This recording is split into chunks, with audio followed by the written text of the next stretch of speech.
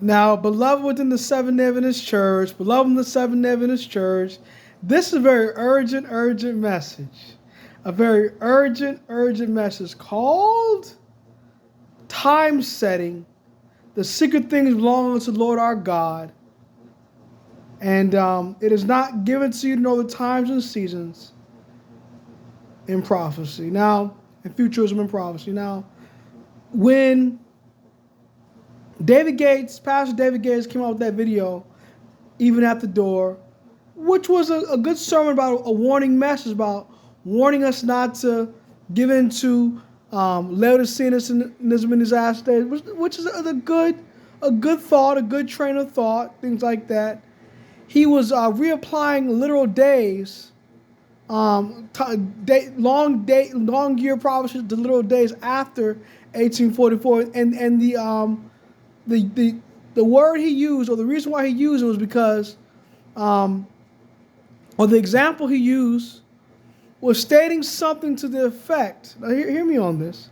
He was stating just how we have, a space of half an hour after 1844, and a space of an hour after 1844, which are applied to 7 years or 14.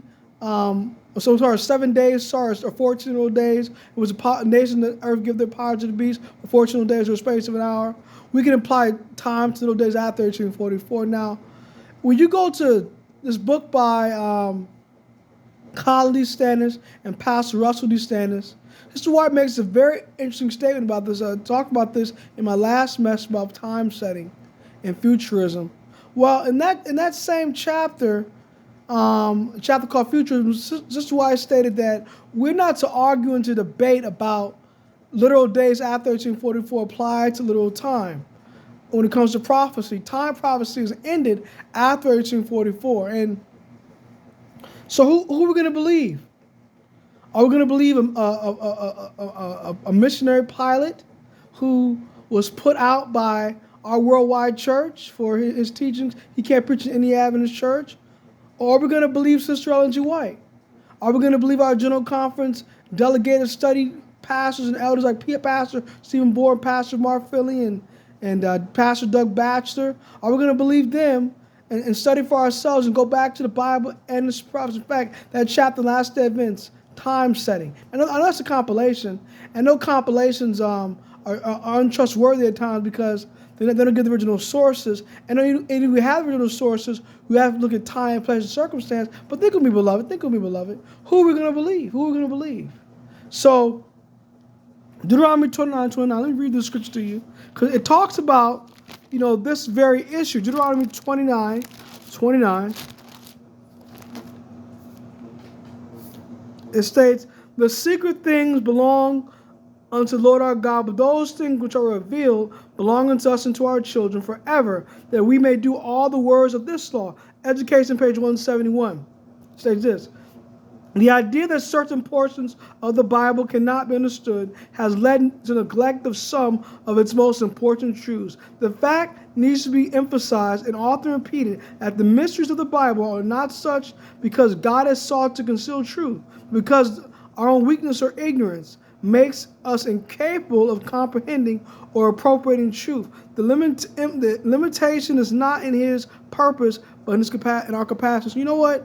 I was wrong. Lady Gracie was right. We don't need a time set, and we don't need to talk negatively of leaders that, some leaders are involved in ecumenicalism. Yes, they're involved in forms of ecumenicalism, but we need to pray for our leaders. Hold their hands up. Do mass evangelism.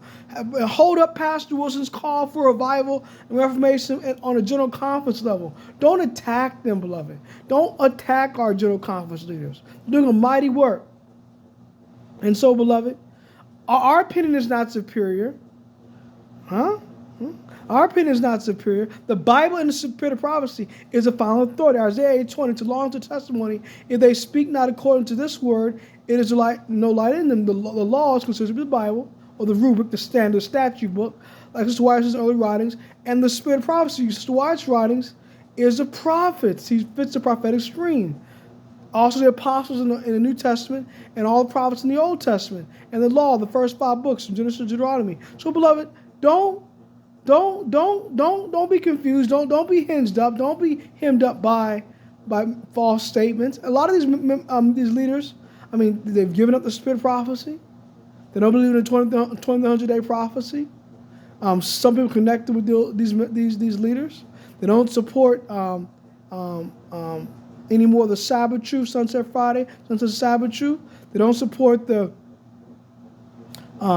day for year principle anymore, because time setting led them to that wicked unbelief. And this is why there's many bright lights that are going out in this age today. We are to call sin by its right name. So you know what? I don't fault Brother Uncle David Gates, but he was led astray by a leader, a Seventh-day Adventist leader that should have knew better. That led him astray with information, because he wouldn't study for himself, this leader, and listen to the leaders in our general conference. God is not leading straight offshoots here and there. God is not leading out people here and there. God is not leading people independent of the general conference and prophets independent of the general conference. God is not leading out offshoots that are not settled and grounded in the message in God's worldwide system. He's not asking us to withhold tithe from the general conference and give it to offshoots and not give it to the conference and bring souls into God's church. This is God's worldwide church. This is God's delegated system. We need to support God's worldwide Seventh-day Adventist system. We don't need to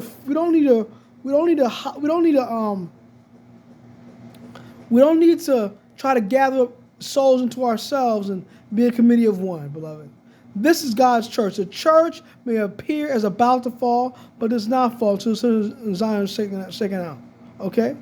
What does Sister White say? He says, what does Sister White say in her writings? She states, and feeble and defective as a church may be, it is still the apple of God's eye. Zephaniah says, for he that toucheth her toucheth the apple of his eye. So, beloved, we need to stop talking about God's bride. Is there apostasy in God's church? Yes. There's celebration in a lot of our mainline churches in North American division. There's immodesty, jewelry, makeup, tight-fitted jeans, women wearing tight-fitted jeans and church on the Sabbath and in our schools and pants without a covering and jewelry and makeup and lipstick and their lower extremities shown and their upper extremities shown. Yes, there's that. There's sin of theology. We can't overcome our sin, they teach, and no heavenly sanctuary message, because our church, our worldwide church, at a certain time became complicit with the World Council of Churches. Yes, there's apostasy, but God knows how to deal with apostasy better than we do.